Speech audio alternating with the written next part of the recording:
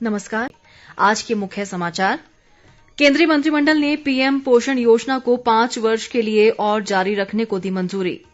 लाहौल स्पीति और चंबा जिले के पांगी में पंचायती राज संस्थाओं का पहले चरण का मतदान शांतिपूर्वक संपन्न। लाहौल घाटी में 65 जबकि पांगी में 82% से अधिक मतदान। ग्रामीण विकास मंत्री वीरेंद्र कंवर ने कुटलैहड़ की तनोह पंचायत से प्रदेश के 5 जिलों के लिए दालचीनी पौधरोपण का किया शुभारंभ। और कांग्रेस की राष्ट्रीय प्रवक्ता अलका लांबा ने केंद्र व राज्य सरकार पर नशे के कारोबार को रोकने में नाकाम रहने का लगाया आरोप। अब समाचार विस्तार से। केंद्रीय मंत्रिमंडल ने केंद्र से 54,062 करोड़ और राज्य तथा केंद्र शासित प्रदेशों की सरकारों से 31,733 करोड़ रुपए के वित्तीय सहयोग से पीएम पोषण योजना को 5 वर्ष के लिए और जारी रखने की मंजूरी दे दी है। इससे 11,20,000 विद्यालयों के 11 करोड़ 80 लाख विद्यार्थियों को लाभ मिलेगा। केंद्र सरकार अनाज पर आने वाले 45,000 करोड़ रुपए का अतिरिक्त खर्च भी वहन करेगी। इस योजना का कुल बजट 1,30,795 करोड़ रुपए है। केंद्रीय उद्योग और खाद्य व सार्वजनिक वितरण मंत्री पीयूष गोयल ने मंत्रिमंडल की बैठक के बाद ये जानकारी दी। उन्होंने कहा कि केंद्र द्वारा समर्थित इस योजना से सभी सरकारी और सरकारी सहायता प्राप्त विद्यालयों में पढ़ने वाले 1ली से 8वीं कक्षा के विद्यार्थियों को लाभ होगा। पहले इस योजना का नाम मध्याह्न भोजन की राष्ट्रीय योजना था और इसे मध्याह्न भोजन योजना के नाम से भी जाना जाता था। जनजातीय जिला लाहौल स्पीति और चंबा जिले के पांगी में आज पंचायती राज संस्थाओं के लिए पहले चरण का मतदान शांतिपूर्वक संपन्न हुआ। लाहौल घाटी की 16 पंचायतों में आज पहले चरण के लिए वोट डाले गए जबकि स्पीति में जिला परिषद की 3 सीटों के लिए मतदान हुआ। मतदान को लेकर मतदाताओं विशेष रूप से युवाओं में खासा उत्साह देखा गया। इस चरण में कुल 65% मतदान हुआ। लाहौल घाटी की खंगसर पंचायत में सर्वाधिक 76% जबकि केलंग में सबसे कम 56% मतदान हुआ है।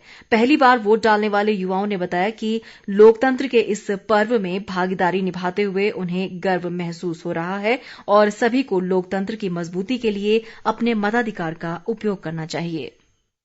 मेरा नाम गौरव है। मैं जहालमा से बिलोंग करता हूँ। आज के दिन मैंने पहली बार अपना मताधिकार का प्रयोग किया। लोकतंत्र की निर्माण में मैंने अपनी भागीदारी दी तो मुझे बहुत अच्छा लग रहा है और सभी को क्या है लोकतंत्र के निर्माण के लिए मतदान करना चाहिए। नाम स्वप्निल चुमथालो है। मैं आज पहली बार वोट दे रहा हूँ और वोट दे के बहुत अच्छा लग रहा है। सब युवाओं को लोकतंत्र स्ट्रांग करने के लिए वोट देना चाहिए और अपने पसंदीदा कैंडिडेट्स को चुनना चाहिए। मेरा नाम अनुज है और आज मैंने अपनी पंचायत की जो चुनाव थे उसमें पहली बार मैंने अपना मत का प्रयोग किया और ऐसे उम्मीदवार को अपना वोट दे जो गांव का विकास करे।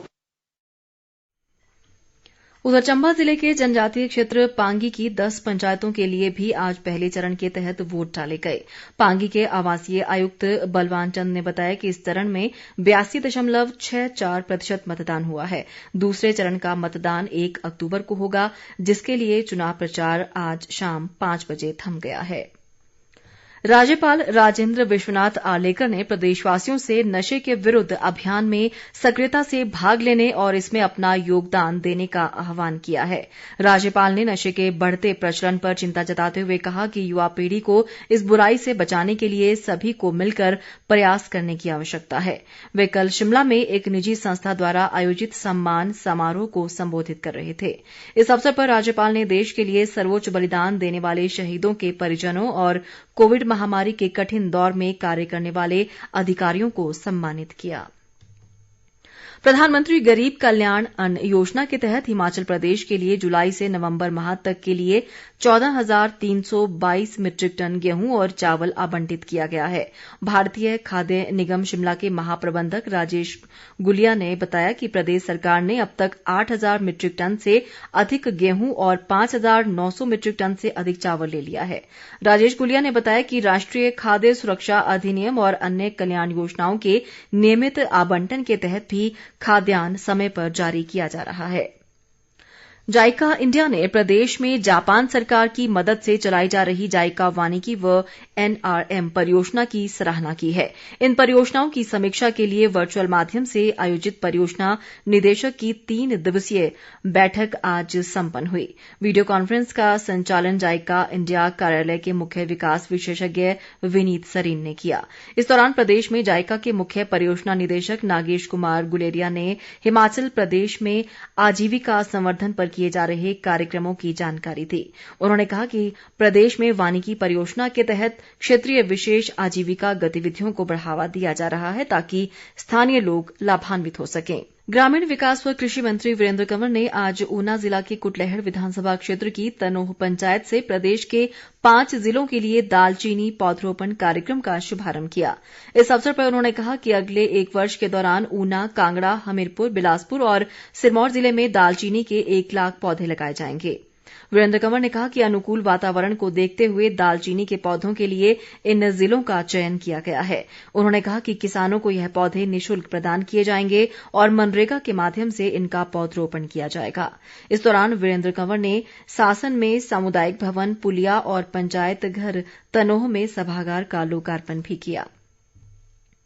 कांग्रेस की राष्ट्रीय प्रवक्ता अलका लांबा ने प्रदेश में बढ़ रहे नशे के कारोबार पर चिंता जताई है। शिमला में आज पत्रकारों को संबोधित करते हुए उन्होंने कहा कि शिमला पुलिस द्वारा जारी एक रिपोर्ट के अनुसार हिमाचल में इस वर्ष जनवरी से 23 सितंबर तक लगभग 300 किलो नशे की एक ही किस्म पकड़ी गई है, जबकि अन्य नशे के मामलों में भी बढ़ोतरी हुई है। अलका लांबा ने आरोप लगाया कि विदेश से हो रहे नशे के व्यापार को रोकने में केंद्र और प्रदेश सरकार नाकाम रही है। उन्होंने केंद्र और राज्य सरकार से इस बारे में कठोर कदम उठाने और न्यायिक जांच की मांग की है। प्रदेश कांग्रेस अध्यक्ष कुलदीप सिंह राठौर ने कहा है कि शिमला स्थित पार्टी कार्यालय में 2 अक्टूबर को प्रदेश चुनाव समिति की बैठक आयोजित की जाएगी। शिमला में आज पत्रकारों से बातचीत में उन्होंने कहा कि इस दौरान मंडी संसदीय क्षेत्र उपचुनाव सहित अर्की, जुब्बल कोटखाई और फतेहपुर विधानसभा उपचुनाव के लिए पार्टी प्रत्याशियों के चयन के बारे में विचार विमर्श किया जाएगा। राठौर ने कहा कि बैठक में कांग्रेस के प्रदेश मामलों के सह प्रभारी संजय दत्त भी मौजूद रहेंगे। राज्य के मुख्य निर्वाचन अधिकारी सी पाल रासू ने मंडी लोकसभा क्षेत्र और फतेहपुर, अर्की व जुब्बल कोटखाई विधानसभा क्षेत्रों में उपचुनावों के लिए राज्य स्तरीय प्रमाणन समिति गठित की है। ये समिति विभिन्न राजनीतिक दलों और संगठनों की ओर से उपचुनावों के दौरान टेलीविजन चैनलों, रेडियो, केबल नेटवर्क और सोशल मीडिया पर प्रसारित होने वाले विज्ञापनों का प्रमाणन करेंगी। अतिरिक्त मुख्य चुनाव अधिकारी व संयुक्त सचिव निर्वाचन इस समिति के अध्यक्ष होंगे। मंडी संसदीय क्षेत्र और फतेहपुर, अर्की व जुब्बल कोटखाई विधानसभा क्षेत्रों के लिए होने वाले उपचुनावों में दिव्यांग मतदाताओं को वोटर हेल्पलाइन नंबर 1950 से हर तरह की सहायता उपलब्ध करवाई जाएगी। दृष्टिबाधित मतदाता ब्रेल के जरिए वोट डाल सकेंगे और दिव्यांग व 80 वर्ष से अधिक आयु वर्ग के बुजुर्ग मतदाताओं को घर से मतदान केंद्र तक लाने और वापस छोड़ने के लिए वाहन की व्यवस्था की जाएगी। दिव्यांग मतदाताओं के लिए बाधा रहित चुनाव के स्टेट कोऑर्डिनेटर अजय श्रीवास्तव और राज्य चुनाव विभाग के नोडल अधिकारी नीरज शर्मा ने ये जानकारी दी है। प्रदेश में आज कोरोना संक्रमण के 205 नए मामले सामने आए हैं, जबकि 92 कोरोना संक्रमित स्वस्थ हुए हैं। मौजूदा समय में राज्य में कोरोना के 1793 सक्रिय मामले हैं। प्रदेश में कोरोना के कुल मामलों की संख्या 2,18,898 तक पहुंच गई है, जिनमें से 2,13,430 लोग स्वस्थ हो चुके हैं। अंत में मुख्य समाचार एक बार फिर। केंद्रीय मंत्रिमंडल ने पीएम पोषण योजना को 5 वर्ष के लिए और जारी रखने को दी मंजूरी। लाहौल स्पीति और चंबा जिले के पांगी में पंचायती राज संस्थाओं के लिए पहले चरण का मतदान शांतिपूर्वक संपन्न। लाहौल घाटी में 65 जबकि पांगी में 82% से अधिक मतदान। ग्रामीण विकास मंत्री वीरेंद्र कंवर ने कुटलैहड़ की तनोह पंचायत से प्रदेश के 5 जिलों के लिए दालचीनी पौधरोपण का किया शुभारंभ। और कांग्रेस की राष्ट्रीय प्रवक्ता अलका लांबा ने केंद्र व राज्य सरकार पर नशे के कारोबार को रोकने में नाकाम रहने का लगाया आरोप। इसी के साथ ये समाचार बुलेटिन समाप्त हुआ। नमस्कार।